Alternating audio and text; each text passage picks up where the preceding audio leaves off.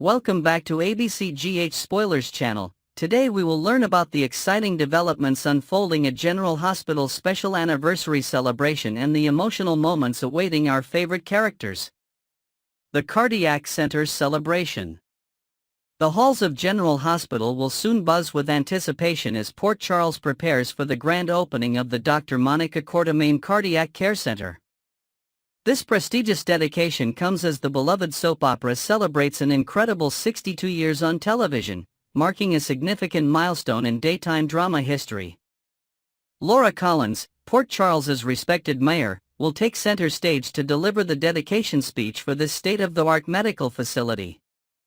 During her address, Laura will tactfully explain Monica's absence from the ceremony, preserving the storyline while honoring the character's legacy. Behind the scenes, producers have confirmed that a separate tribute to Leslie Charleson, who portrayed Monica for decades, will be presented in a future episode.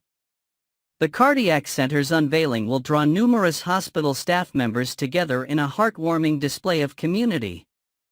Dr. Terry Randolph will attend in her capacity as Chief of Staff, while familiar faces like Nurse Amy Driscoll and Nurse Deanna Surtees will represent the dedicated nursing team that has been the backbone of General Hospital throughout its storied history. Mysterious donations and surprising connections. The funding for the Cardiac Center holds intriguing secrets that will begin to unravel during the celebration. Curtis Ashford will make a startling discovery when he picks up on subtle clues from Mayor Laura Collins. Through their conversation, Curtis will realize that Laura possesses significant knowledge about a mystery benefactor who has contributed substantially to the hospital's expansion. This revelation will likely connect to Jen Sidwell, whose generous donation has raised eyebrows throughout Port Charles. Despite Laura's well-founded reservations about Sidwell's character and motivations, she appears to have made peace with accepting his financial support for the greater good of the community's healthcare needs. Lucy Coe, ever the opportunist with a flair for dramatic announcements, will approach Sidwell with what she describes as four mind-blowing words that she's eager to share. Her enthusiasm will be palpable as she escorts the wealthy donor to the Cardiac Center dedication, potentially setting the stage for unexpected alliances or conflicts in episodes to come. Emotional reunions and reflections. The anniversary episode will provide poignant moments for several beloved characters to reflect on their personal histories connected to General Hospital. Tracy and Ned Quartermain will share a touching scene remembering family members they've lost over the years, highlighting the multi-generational impact of the Quartermain legacy on the hospital and community. Anna Devane, whose character has experienced countless dramatic moments within the hospital's walls, will deliver heartfelt remarks about what General Hospital means to Port Charles. Her speech will likely reference how the institution has served as more than just a medical facility. It has been a sanctuary during crises and a place where countless relationships have formed, evolved, and sometimes ended. Carly's emotional journey. In one of the episode's most touching storylines, Carly Spencer will find herself overwhelmed with memories of her mother, Bobby Spencer, while visiting the hospital's memorial wall. Accompanied by Felicia Scorpio and young Donna Corinthos, Carly will experience a flood of emotions as she contemplates her mother's nursing career and the profound impact Bobby had on countless patients. Seeking solitude to process these feelings, Carly will retreat to the chapel, where she unexpectedly encounters Sonny Corinthos. Fresh from his brief business trip to Toronto, Sonny will provide a compassionate ear as Carly shares stories celebrating Bobby's life and contributions to General Hospital. Their conversation may eventually drift to Carly's recent conflict with Jason Morgan, allowing Sonny to offer his perspective on their friendship. Despite the complicated history between all three characters, Sonny will likely express confidence that Carly and Jason will find their way back to solid ground, as they always have throughout their decades-long relationship. Maxie's mission. Meanwhile, the ever-energetic Maxie Jones will be racing against the clock to complete a crucial task before the Cardiac Center's ribbon-cutting ceremony. Conferring with her mother Felicia and the wise Stella Henry, Maxie will confidently predict success in her endeavor, though the specific nature of her mission remains tantalizingly unclear. Maxie's determination and organizational skills have saved many Port Charles events from disaster in the past, suggesting that whatever challenge she's tackling will be resolved with her characteristic blend of creativity and perseverance. Her involvement ensures that the celebration will proceed with the polish and style that General Hospital's milestone anniversary deserves. As this special episode unfolds, viewers will be reminded why General Hospital has endured for over 6 decades. Its perfect balance of medical drama, personal relationships, and community connections continues to captivate audiences year after year. The dedication of the Monica Quartermaine Cardiac Care Center represents not just a fictional milestone, but a celebration of the show's remarkable longevity in American television history. Next, we will learn about the issue surrounding Drew Quartermaine and Nina Reeves that has fans divided across social media platforms. The complex dynamics between these two characters have evolved dramatically in recent episodes, creating a storyline rich with emotional undertones and psychological warfare. The evolution of Drew Quartermaine. Drew Quartermaine's character transformation has been nothing short of remarkable. Once the compassionate hero who arrived in Port Charles suffering from amnesia and mistakenly identified as Jason Morgan, Drew has undergone a profound metamorphosis. His current demeanor bears little resemblance to the man viewers initially embraced. The stark contrast between past and present Drew has sparked intriguing fan theories. Some dedicated viewers have even proposed the possibility that a switch occurred during his incarceration at Pentonville, suggesting the man we see now might not be Drew at all. This speculation adds another layer of mystery to an already complex character arc.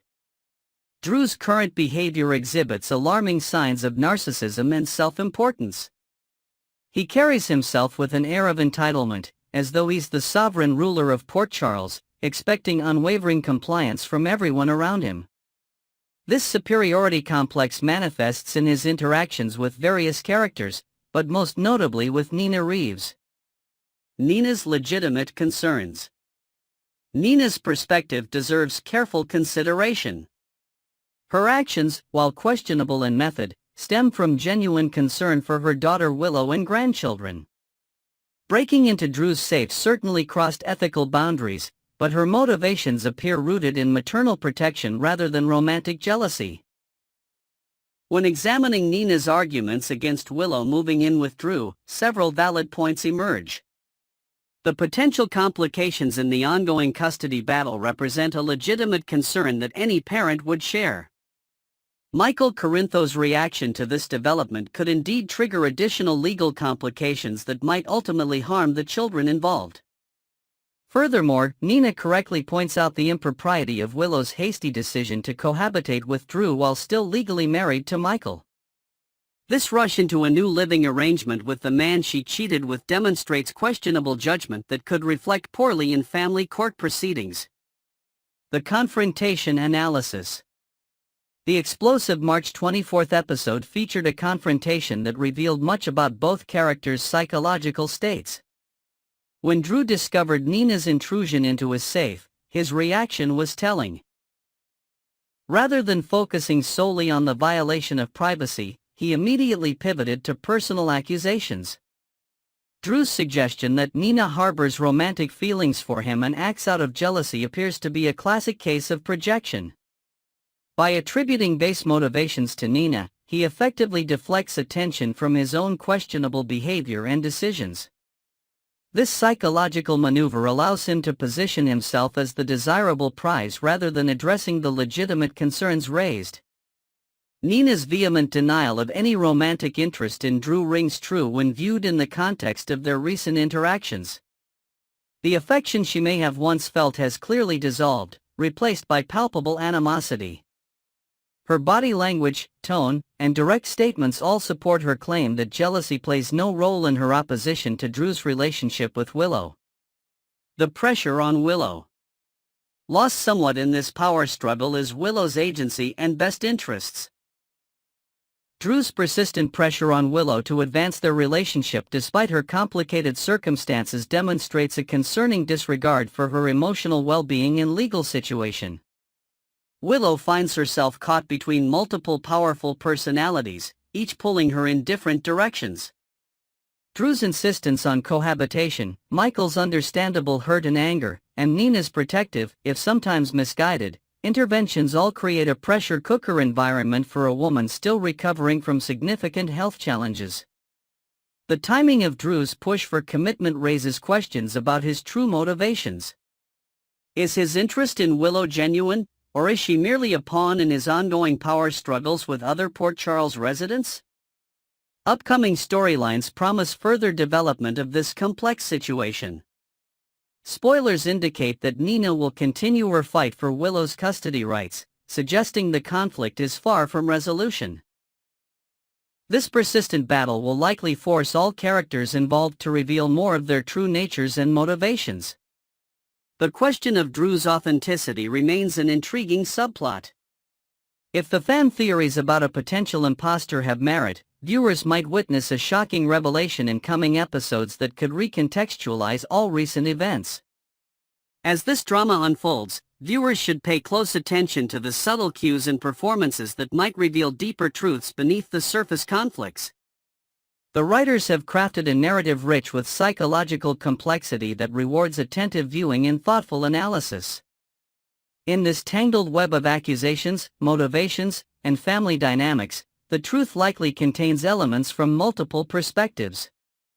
While Nina's concerns appear more grounded in reality than Drew's accusations of jealousy, both characters bring their own baggage and blind spots to this conflict. The ultimate resolution will undoubtedly surprise even the most dedicated fans as hidden agendas and unexpected alliances continue to emerge in Port Charles. Next, we will learn about the issue that's sending shockwaves through Port Charles as the 62nd anniversary celebrations take a devastating turn. What should have been a week of commemoration and joy is transformed into a nightmare scenario involving multiple beloved characters and a shocking case of mistaken vehicular sabotage.